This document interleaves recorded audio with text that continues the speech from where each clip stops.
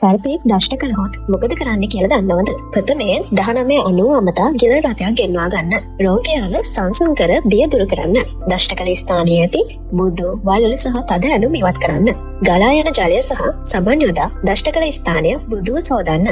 පසුව දෂ්ට කළ ස්ථානය පිරිසිදු වියලි රෙද්දකින් හෝ බැන්ඩේජ් එකකින් ආවරණය කරන්න. හැකිනම් දෂ්ට කළ ස්ථානය හෘදයට පහළ මට්ටමකින් තබා ගන්න. මේ වැරදි නම් කරන්න එපා. සර්පයා අල්ලා ගැනීමට යාම, සර්පයා දෂ්ට කළ ස්ථානය කපන්න, සර්ප විෂ කටින් නුරන්න, තදින් බඳින්න, අයිස් තබන්න එපා. රෝගියාට තදවන වේදනාවක් ඇත්නම් පැරසිටමෝල් පෙති 2ක් පමණක් ලබා දෙන්න. හැකිනම් සර්පයාගේ පැහැදිලි ඡායාරූපයක් ලබාගෙන වෛද්‍යවරයාට පෙන්වන්න. රෝහලේදී දෂ්ට කළ වේලාව සහ සර්පයාගේ විස්තර මතගෙන වෛද්‍යවරයාට පවසන්න. ශ්‍රී ලංකාවේ රජයේ රෝහල් වල සර්ප විෂයට එරෙහිව ප්‍රතිවිෂ ඇතුළු සියලුම ප්‍රතිකාර තිබෙනවා. රෝගියාව හැකියිමනි රෝහලට ගෙනීම සහ නිවැරදි ප්‍රතිමාදාර දීමෙන් ජීවිතයක් බේරා ගන්න පුළුවන්.